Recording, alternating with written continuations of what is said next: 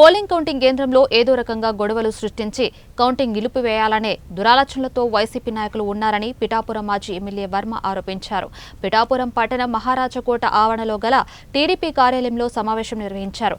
ఈ సందర్భంగా ఏ పార్టీకి చెందిన కౌంటింగ్ ఏజెంట్లనైనా సరే క్షుణ్ణంగా పరిశీలన చేయాలని ఎన్నికల అధికారులకు, పోలీసులకు మాజీ ఎమ్మెల్యే వర్మ విజ్ఞప్తి చేశారు.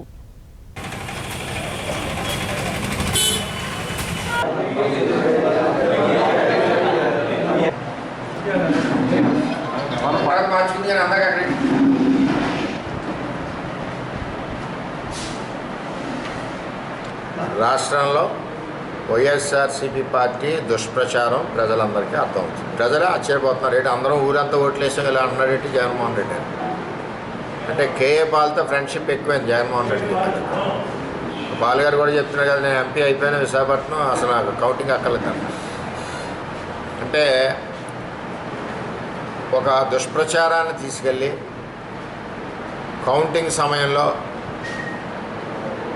మరి ప్రాబ్లమ్స్ క్రియేట్ చేసి కౌంటింగ్ ఆపాలని ఒక ఎత్తుగడ, అన్నిటికంట ఉద్యోగస్తులు ఏదైతే ఓట్లు ఉన్నాయో బ్యాలెట్స్ వాటన్నిటి మీద కూడా ఏదో రకంగా ఆ ఓటింగ్ పడకుండా గొడవ చేయాలన్నది ఒక ఆలోచనతో వైఎస్ఆర్సీపీ పార్టీ ఉంది. దానికి కూడా రౌడీ షీటర్లో పోలీసు కేసున్న వాళ్ళని ఏజెంట్లు పెట్టారు. మేము ఎలక్షన్ ఆఫీసులో ఆర్ఓ గారిని రిక్వెస్ట్ చేస్తున్నాం మీడియా ద్వారా, ఎవరైతే ఏజెంట్లు ఉన్నారో వాళ్ళ మీద ఏవైనా కేసులు ఉన్నాయా లేదా జగన్మోహన్ రెడ్డి ఉన్నాడని చెప్పి తెలియజేస్తాం. ఒక పవన్ కళ్యాణ్ గారనే కాకుండా ఉమ్మడి తూర్పుగోదావరి జిల్లాలో ప్రతి చోట ఇదే కార్యక్రమం వైఎస్ఆర్సీపీ పార్టీ వాళ్ళు పెట్టుకున్నారు. వాళ్ళు ఆల్రెడీ ఓడిపోయారు. అది నాకంట ప్రతి గ్రామంలో దేశాలే ఓడిపోతాడు కదా జగన్మోహన్ రెడ్డి ఇలా అంటున్నారేంటి, ఓడిపోతాడు కదా జగన్మోహన్ రెడ్డి ఇలా అంటున్నారేంటి అని రకరకాలుగా కార్యక్రమాలు వస్తున్నాయి. ఇక్కడ అభ్యర్థి వంగా గీత గారు కూడా ఇదే పరిస్థితుల్లో ఎవరు గట్టిగా గొడవ పెట్టగలరు, ఎవరు లావుగా ఉంటారు, గొడవకి ఎవరు నిలబెడతాడు, ఈ క్వాలిఫికేషన్ అంటే చదువు సంఖ్య లా ప్రకారం అక్కడికి వచ్చి వేయడానికి అవి ఆలోచించట్లేదు.